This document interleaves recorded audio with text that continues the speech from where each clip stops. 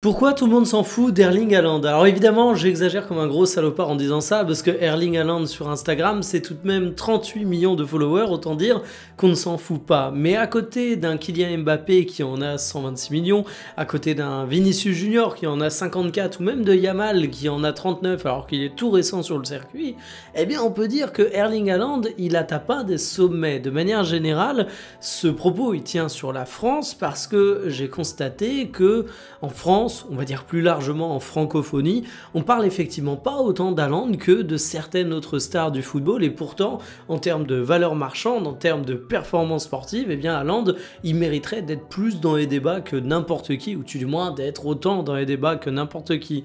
Alors dans cette vidéo, avec un postulat certes arbitraire, je le reconnais, mais on pourra en discuter en commentaire, je vais me poser cette question, et je vais essayer de vous donner des éléments de réponse sur la médiatisation d'Erling Haaland en France. Et vous allez le voir, en fait, il y a pas mal de trucs intéressants qui en disent pas mal sur ce qu'est le football aujourd'hui, le club où il évolue et ce genre de choses. Installez-vous confortablement et bienvenue pour cette nouvelle vidéo Talk My Football.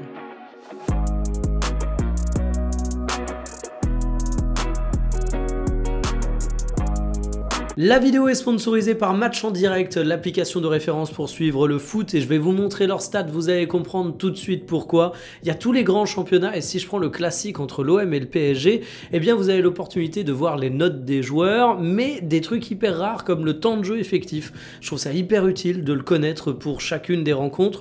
Vous avez la distance parcourue par les équipes, mais également l'intensité de cette distance. Est-ce que ça a été fait en marchant? Est-ce que ça a été fait en sprint? Vous avez ces données pour chaque joueur avec un classement sur chaque match. Vous avez la heatmap de ces mêmes joueurs. Autant vous dire que c'est une mine d'informations. En plus, vous avez des news mercato. L'application s'emporte évidemment partout. Vous n'avez pas que du football. Vous avez de la F1, vous avez du tennis, vous avez du basket et même du rugby. Vous pouvez la télécharger entièrement gratuitement avec le QR code et le lien en description.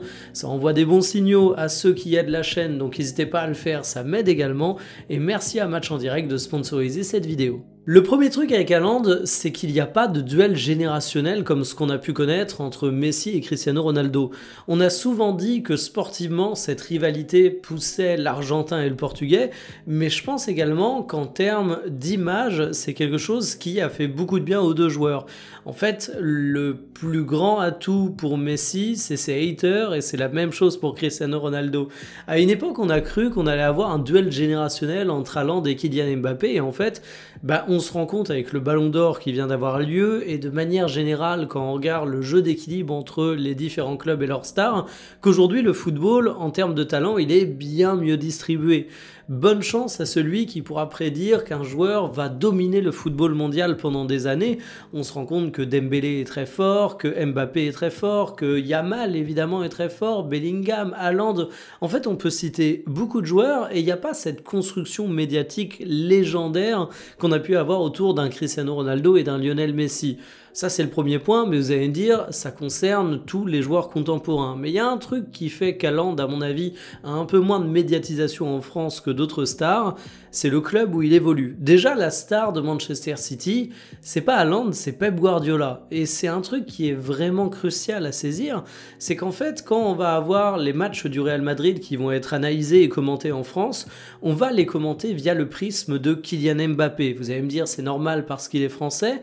Ouais, mais du côté du Barça, dernièrement, on parle, même en France, alors qu'il est espagnol, beaucoup de Yamal, et on n'a pas ça du côté de Manchester City. City, ça représente un peu la fascination qu'ont beaucoup de journalistes pour Pep Guardiola, et en plus, Erling Haaland n'est pas la seule star de son équipe. On va parler de Cherki en France, qui a débarqué, on va parler de Jérémy Doku, on va parler de Donnarumma, de Savigno, on parlait beaucoup de Kevin De Bruyne, il y a Foden qui a un espoir, est-ce qu'il va enfin exploser à la hauteur des attentes? Vous voyez un petit peu la dynamique. Et en plus de ça, Manchester City, c'est pas un club qu'on a l'habitude d'autant commenter en France que ce qu'on commente autour du Real Madrid Madrid et du FC Barcelone. Je parlais de duel légendaire entre Cristiano Ronaldo et Lionel Messi. C'est un peu la même chose pour Manchester City. Il n'y a pas le rival qui fait que c'est un sujet omniprésent. Alors évidemment, il y a le derby de Manchester, mais les supporters de Manchester United actuellement, ils ont d'autres chats à fouetter que mener des campagnes médiatiques contre Erling Haaland. Et en France, le derby de Manchester, on s'y intéresse un petit peu moins. Et en fait, autant le Barça et le Real, ils ont un rayonnement qui est très très fort dans la francophonie, et c'est des clubs qui ont vocation à beaucoup se développer dans le monde entier, autant City, évidemment avec le City Group, ils sont présents dans le monde entier, mais quand on prend leur base de supporters, il y a toujours ce côté... Le football anglais, il s'intéresse au football anglais. Le football anglais, il a beaucoup considéré durant des années que la Premier League, c'était plus important que la Champions League. Il y a des entraîneurs qui l'ont déclaré, il y a des joueurs anglais qui l'ont déclaré. Et en fait, ça vous montre un petit peu que, bah ouais, c'est plutôt logique qu'en termes de rayonnement, du coup, un joueur qui évolue à Manchester City, qui est un club qui n'a pas de rival à sa hauteur aujourd'hui, qui a un club qui fait un peu moins parler en France que le Real ou le Barça, ben, c'est pas le même rayonnement. Et Haaland, qui est une star parmi tant d'autres à City, même si c'est peut-être la plus haute, la plus grande actuellement, bah forcément, ça fait que quand on va parler de City, on va pas parler que de lui. Il y a un autre point, et ça je trouve que ça en dit beaucoup sur le football contemporain, c'est qu'en fait Haaland, c'est pas une star au sens people du terme. Lamine Yamal, on en parle tous les 4 matins parce qu'il est critiqué sur sa vie extrasportive et la manière dont il communique sur les réseaux sociaux. Alors moi je vous en ai déjà parlé, je trouve qu'on en fait beaucoup, je trouve que certains adorent taper sur un très jeune joueur et qu'on tire des conclusions sur son hygiène de vie de façon extrêmement expéditive, alors qu'il y a sûrement des joueurs qui font 4 fois pire que Yamal, mais simplement qui vont pas communiquer sur les réseaux sociaux. Ben en fait ça en dit beaucoup parce que ouais aujourd'hui l'intérêt et le bruit autour du football il n'est pas que lié au terrain. En fait, beaucoup de discussions vont parler de foot, mais vont parler de transferts, vont parler de style des joueurs, vont parler de trucs people, comme si en fait on parlait même pas de sport. Et ça, c'est un truc que je vois de plus en plus sur les réseaux sociaux. Et Haaland, il est un peu en dehors de ces discussions. Alors, ça s'explique par plein de trucs. Haaland, c'est peut-être pas le joueur le plus exubérant en termes de caractère. Tu vois pas Haaland sortir des dingueries lors de conférences de presse d'après-match. C'est pas non plus le mec qui a le charisme le plus exubérant du circuit. Et finalement, il a même ce côté un petit peu robot froid qu'on a souvent décrit comme étant une part de sa légende, mais qui fait que dans le bruit extra-sportif, il n'y en a pas beaucoup. Et je vous parlais aussi du fait qu'on parlait beaucoup du football pour le mercato, et ben justement, Haaland, finalement, on en a beaucoup parlé à l'époque du Borussia Dortmund, mais ça commence à remonter, et désormais, il est juste verrouillé ad vitam aeternam du côté de Manchester City. Je dis ad vitam aeternam, j'exagère un petit peu, mais sa prolongation, elle a été faite pour 10 piges, donc forcément, ça fait que ça n'en est pas un grand sujet. Un mec comme Mbappé, on a évidemment énormément parlé de lui au moment où il a débarqué du côté du Real Madrid.